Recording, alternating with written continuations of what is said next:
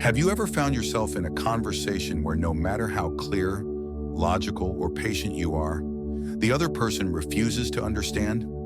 Not because they lack the ability, but because they simply don't want to. It's frustrating, isn't it? Like trying to describe the vastness of the ocean to someone who refuses to look beyond their small pond. Like shouting into the wind, hoping it will carry your words when, in reality, it only scatters them into nothingness. Some people don't listen to understand, they listen to argue. They listen to twist your words, to defend their own rigid beliefs at all costs. They are not seeking truth, they are seeking control. And no amount of reasoning will break through a mind that is locked shut.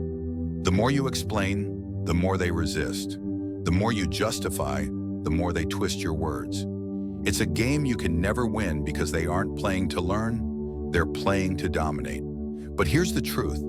The moment you stop explaining yourself is the moment you reclaim your power. When you stop seeking validation, when you stop wasting your energy on people who have already decided what they believe, you become untouchable. You no longer feel the need to prove yourself. You no longer drain yourself trying to be understood by those who refuse to listen. Number one, they've already made up their minds. One of the greatest mistakes you can make is trying to explain yourself to people who have no intention of understanding you. You've probably experienced this before. You share an idea, a new perspective, or a personal decision that means a lot to you, only to be met with resistance, skepticism, or even outright dismissal. It doesn't matter how logical, clear, or well-intentioned you are. Their minds were made up before you even spoke. These people aren't listening to understand. They're listening to defend their own limited beliefs. They don't seek truth. They seek validation. Every counterpoint, every piece of evidence, every well-structured argument you offer isn't received as a learning opportunity. It's seen as a threat. Because deep down, it's not about logic or reason, it's about control. Some people would rather remain stuck in their beliefs than entertain the possibility that they might be wrong. This is where Stoic wisdom comes in. Marcus Aurelius once said, "Waste no more time arguing what a good man should be.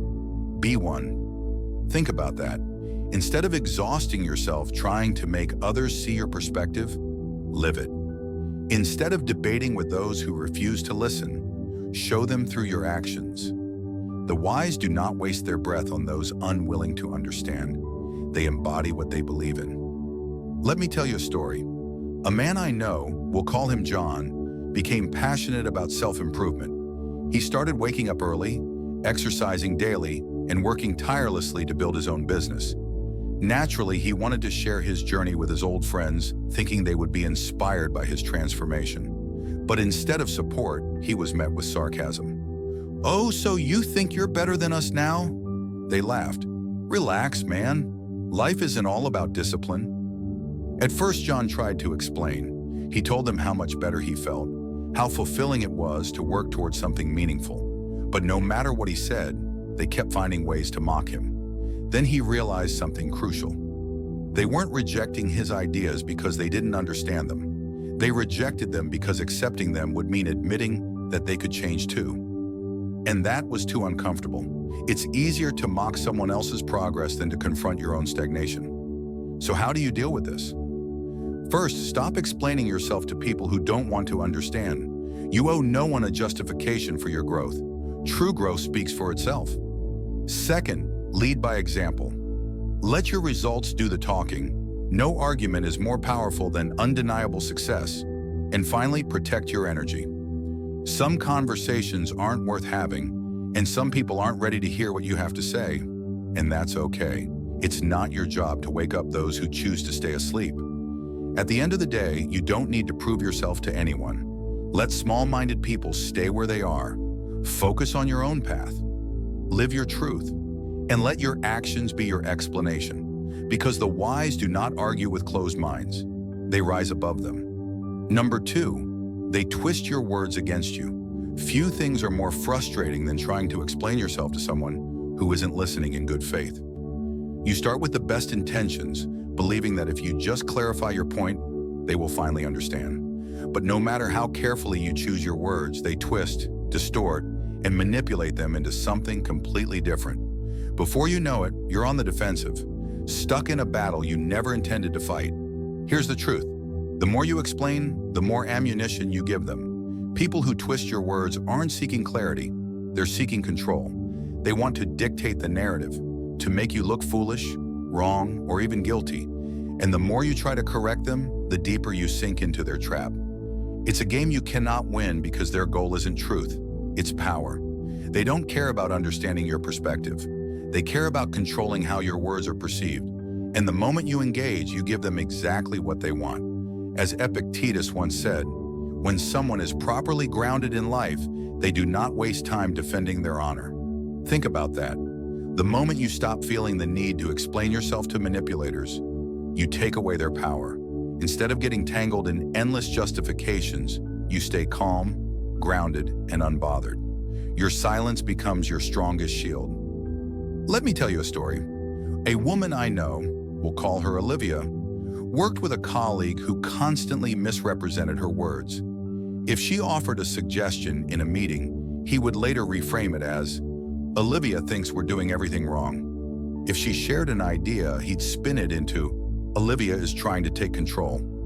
At first, she tried explaining herself, hoping he would finally understand her true intentions.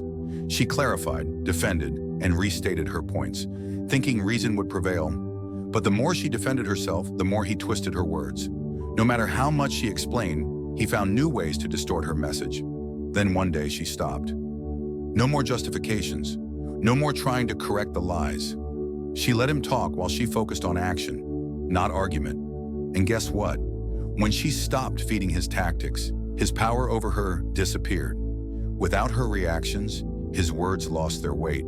The truth became evident over time, and people saw through his manipulation. So how do you deal with people like this? First, recognize the trap.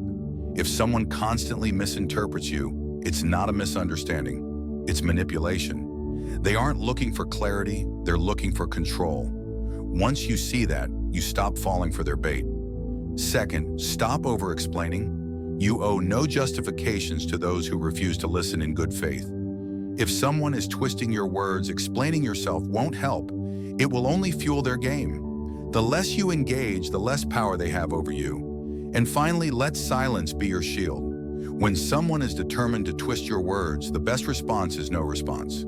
Your silence forces them to rely on their own manipulation without your participation. And without your reaction, they lose their hold over you. At the end of the day, you don't have to defend yourself against those who are committed to misunderstanding you. The truth always reveals itself in time. So stay grounded, stay silent, and let your actions speak louder than their manipulations ever could. Number 3, they drain your energy with useless debates. One of the biggest energy traps you can fall into is engaging in pointless debates with small-minded people.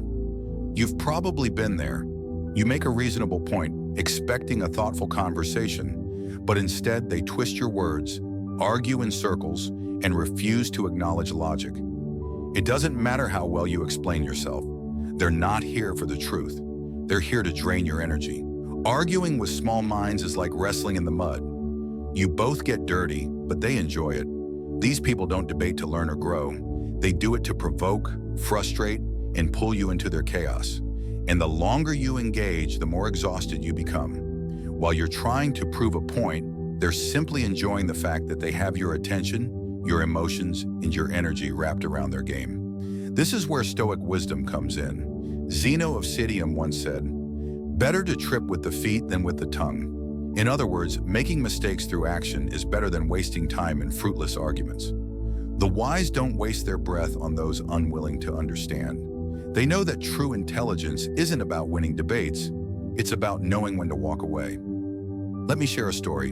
A man I know, we'll call him Ryan, had a co-worker who loved to argue. No matter what Ryan said, this person would twist it into a debate, not to learn, but to challenge for the sake of challenging. If Ryan shared an idea, his co-worker would derail the conversation with distractions. If Ryan talked about a personal achievement, the co-worker would downplay it. For months, Ryan tried to explain himself, to prove his points, to reason with him. But then he realized something. It didn't matter what he said. His co-worker wasn't debating to understand, he was debating to waste Ryan's time. So Ryan stopped engaging. He responded with short, calm replies and never got pulled into the back and forth. And guess what? Without Ryan's energy to feed on, the coworker lost interest. Eventually, he moved on, looking for someone else to frustrate. So how do you deal with people like this? First, recognize when a discussion is going nowhere. If someone isn't debating in good faith, walk away. Don't waste your time explaining yourself to someone who is only listening to argue. Second, protect your peace. Your time and energy are valuable. Don't give them away to people who argue just for the sake of arguing. Every moment spent in a pointless debate is a moment stolen from your personal growth, your happiness, and your goals. And finally, remember that not every battle is worth fighting. True power lies in knowing when to disengage. Some arguments aren't meant to be won, they're meant to be avoided. Let small minds fight among themselves while you stay focused on things that actually matter. At the end of the day, you don't need to prove yourself to those who argue just to argue. Let them talk. Let them debate with themselves. Let them get lost in their own noise. You have better things to do. Protect your peace and keep moving forward. If you've watched this far, don't forget to leave a comment with "Thank God" and give this video a like. Your support means the world and keeps me motivated to create more powerful content. Let's keep learning and growing together. Thank you. Number 4, they project their own limitations onto you. One of the most toxic things small-minded people do is project their own fears and limitations onto you. You've probably experienced it. You share a big goal, an ambitious dream, or a bold vision for your future, expecting excitement or encouragement. But instead of support, you get doubt. Are you sure you can handle that? Most people fail at that, you know. Maybe you should play it safe. At first, it might seem like concern. They might even frame it as just looking out for you. But if you look deeper, you'll realize something. Their doubts have nothing to do with you. They're simply reflecting their own fears and insecurities onto your life. Here's the truth. Small thinkers can't comprehend big visions. People who have never taken risks will always warn you about failure. Those who have settled for mediocrity will try to convince you that success is impossible. It's not that they know you can't do it, it's that they don't believe they could. And instead of confronting their own self-doubt, they try to make you believe in it too. As Marcus Aurelius once said, a person's worth is measured by the worth of what they value. If someone values comfort, security, and predictability, they will never understand someone who values ambition, growth, and pushing beyond limits. And if you listen to them, you risk shrinking your vision to fit their limitations. Let me share a story. A man I know, we'll call him Daniel, dreamed of starting his own business. He was excited, motivated, and ready to take the leap. He had a clear vision of the life he wanted to create, and he couldn't wait to get started. But when he shared his plans with those around him, all he heard was negativity. Most businesses fail. That's going to be really hard. Are you sure you're ready for that kind of responsibility? At first, Daniel started doubting himself. Maybe they were right. Maybe he was being reckless. Maybe he should play it safe. But then he realized something. These weren't the words of people who had tried and failed. These were the words of people who had never even tried. Their fear wasn't based on experience. It was based on self-doubt. So Daniel ignored them. He pushed forward, built his business, and made it work. And guess what? Those same people who doubted him later said, "I always knew you could do it." So how do you deal with people like this? 1. Recognize the source. Their words reflect their own fears, not your potential. When someone tells you something is impossible, ask yourself, are they speaking from experience, or are they just projecting their own limitations? 2. Don't argue. Prove them wrong. You don't need to convince them. You don't need their approval. The best way to silence doubters is through action. Let your results speak for themselves. 3. Protect your vision. Not everyone deserves access to your dreams. Be careful who you share them with. Some people will pour gasoline on your fire. Others will try to put it out. Choose wisely. At the end of the day, other people's fears are not yours to carry. Just because they can't see it for themselves doesn't mean it's impossible for you. So don't let their small thinking shrink your vision. Keep moving forward. Keep believing. And show them what's truly possible. Number 5, they are committed to misunderstanding you. Some people don't want to understand you, not because they can't, but because they won't. No matter how clearly you explain yourself, how much logic you provide, or how patient you are, they refuse to see your point of view. They aren't looking for truth. They're looking for conflict. Here's the reality. Some people are committed to misunderstanding you. They will twist your words, paint you as the villain, and create drama where none exists. It's not about facts, it's about control. The more you engage, the more power you give them. You might think that explaining yourself will fix the situation, that if you just find the right words, they'll finally understand. But instead, they weaponize your words, drag you into endless debates, and drain your energy. This is where Stoic wisdom comes in. Seneca once said, "He who indulges in empty fears earns himself real fears." In other words, the more you worry about how others perceive you, the more you suffer. The more you try to convince people who have already made up their minds, the more you exhaust yourself for no reason. The wise do not waste energy on those who refuse to listen. Let me share a story. A woman I know, we'll call her Julia, had a relative who constantly misinterpreted everything she said. If Julia set a boundary, they called her selfish. If she shared an opinion, they twisted it into something offensive. And every time she tried to explain herself, they interrupted, argued, and refused to actually listen. Then one day, Julia had a realization. This wasn't an accident. They weren't misunderstanding her out of confusion. They were doing it on purpose. They enjoyed playing the victim, making her look bad, and controlling the narrative. So Julia made a decision. No more defending herself, no more over-explaining. Instead, she responded with short, calm replies and removed herself from pointless discussions. And just like that, the drama lost its power. So how do you deal with people like this? 1. Recognize their game. If someone consistently twists your words, it's not a misunderstanding, it's a tactic. 2. Stop over-explaining. You owe no justifications to people who aren't listening in good faith. 3. Walk away with dignity. Not every battle is worth fighting, and some arguments exist only to waste your time. At the end of the day, you can't make someone understand what they refuse to see. Let them misunderstand you. Let them assume whatever they want. Your peace is worth more than their approval. Number 6, they thrive on emotional reactions. One of the most powerful ways manipulators maintain control is by provoking your emotions. You've seen it before. Someone pushes your buttons, says something insulting, or twists your words just enough to get under your skin. And the moment you react, whether with frustration, anger, or defensiveness, they win. Here's the truth. The more you explain, the more they provoke. These people don't want resolution. They don't want to understand. They want a reaction. They feed off your frustration. They feed off your need to defend yourself. They feed off your urge to prove them wrong. Every time you engage emotionally, you hand them power. Because they aren't arguing for truth. They're arguing to trigger you. This is where Stoic wisdom comes in. Marcus Aurelius once said, "The best revenge is not to be like your enemy." Think about that.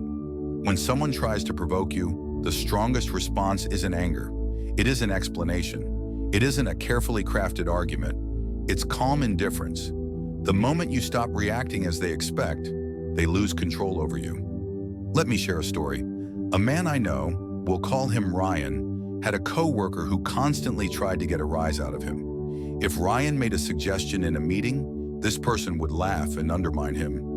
If Ryan achieved something, they downplayed it with sarcasm. At first, Ryan fought back. He argued. He explained himself. He tried to prove his worth. But then he realized something. No matter what he said, this coworker would never acknowledge his efforts. They weren't debating in good faith, they were baiting him. So one day, Ryan changed his approach.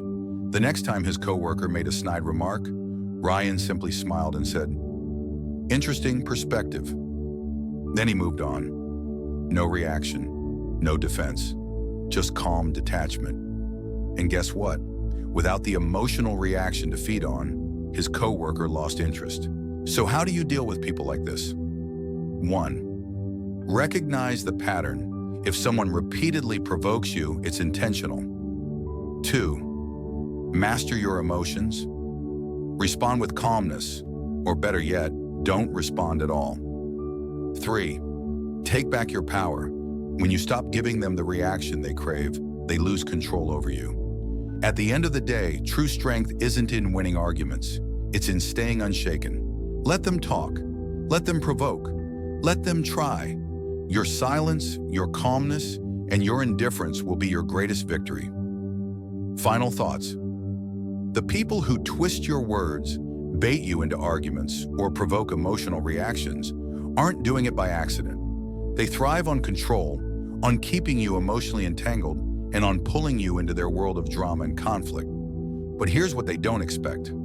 They don't expect you to stop explaining. They don't expect you to stop reacting. They don't expect you to remain unbothered. That's where your power lies. When you refuse to feed their negativity, you starve it. When you refuse to engage, they lose control. And in the end, the strongest person isn't the one who shouts the loudest.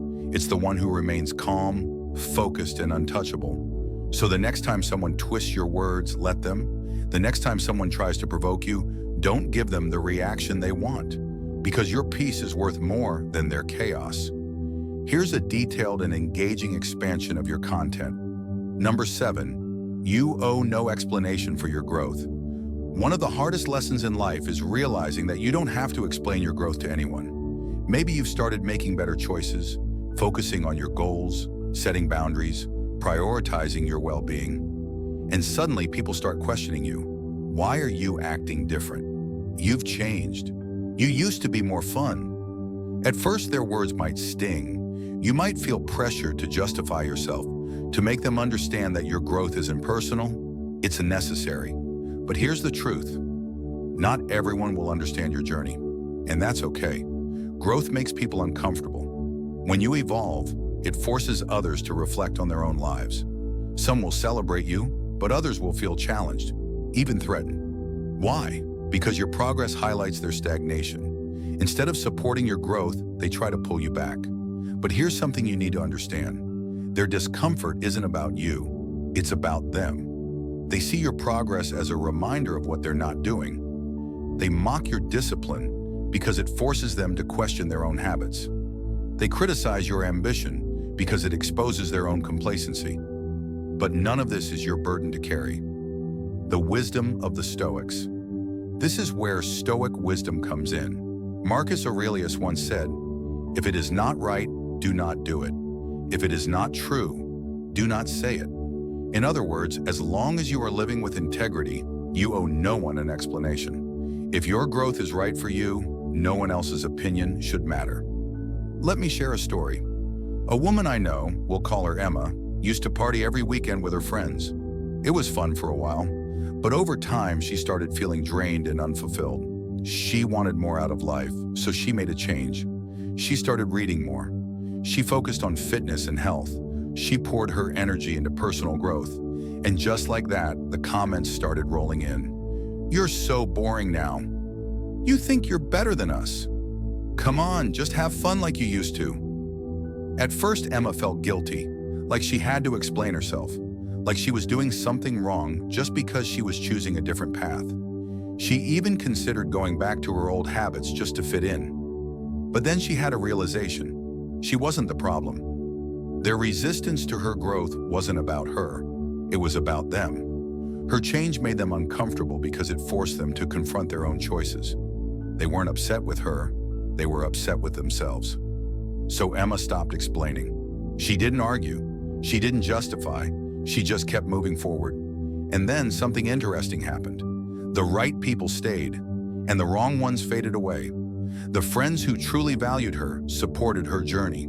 The ones who only liked the old version of her disappeared. And Emma was okay with that.